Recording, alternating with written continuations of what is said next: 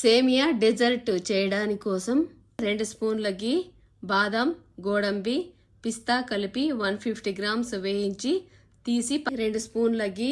roasted సన్న సేమియా వేసి కొద్దిగా కలర్ చేంజ్ అయ్యే వరకు వేయించి 4-5 స్పూన్ల పాల పొడి, అర్ధ కప్పు హనీ వేసి బాగా కలిపి 6 కప్పుల కొబ్బరి పాలకి 2 స్పూన్ల కార్న్ ఫ్లోర్, కొద్దిగా కొబ్బరి పాలు వేసి కలిపి అలాగే 2 స్పూన్లు కస్టర్డ్ పౌడర్, 2 స్పూన్లు పాల పొడి,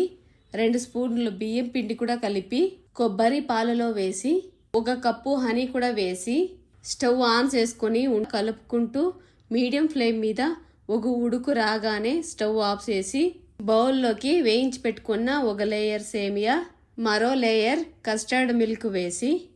వీడియోలో చూపిస్తున్నట్టు సేమియా డ్రై ఫ్రూట్స్ వేసి చల్లారినాక ఫ్రిడ్జ్లో 2 అవర్స్ పెట్టి తర్వాత తీసి సర్వ్ చేసుకుంటే